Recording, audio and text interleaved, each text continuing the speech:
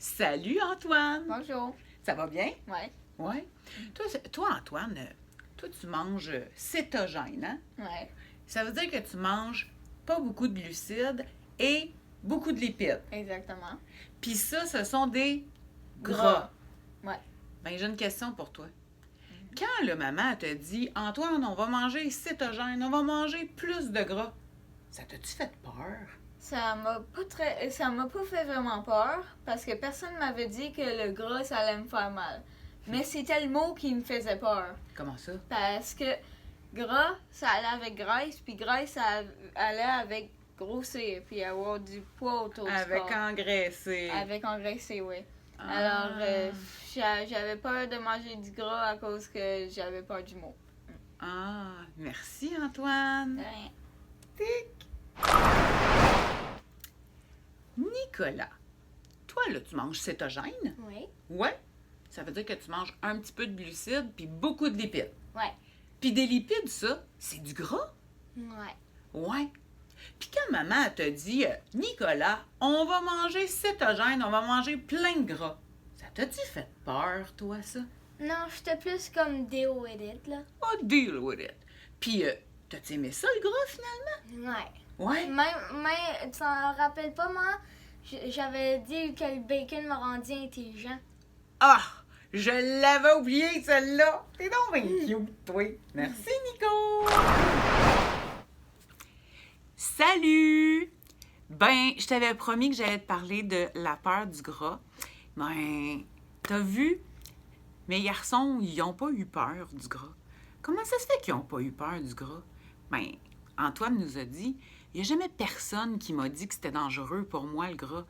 Fait que je le savais pas, donc j'ai pas eu peur de ça. Par contre, il avait fait l'association du mot gras avec graisse et donc engraissé. Antoine, il nous démontre la peur de plusieurs personnes, de peut-être toi sûrement qui m'écoute présentement, qui a peur de mettre du gras dans son assiette parce que ça vient d'où ces peurs-là? Bien, entre autres, ça fait 50 ans que tout le monde se fait répéter que le gras, ça bouche les tuyaux, ça tue, ça rend malade, puis ça fait faire des infarctus. Ça fait depuis que je suis née, moi, que j'entends ça. Bien sûr que ça fait partie de mes croyances. C'est comme ancré en moi. Puis là, ben, pour aller défaire des croyances, c'est pas toujours évident. Fait que ça fait peur à bien du monde. Il y a du monde qui ont peur du gras quand ils le voient sur un morceau de viande.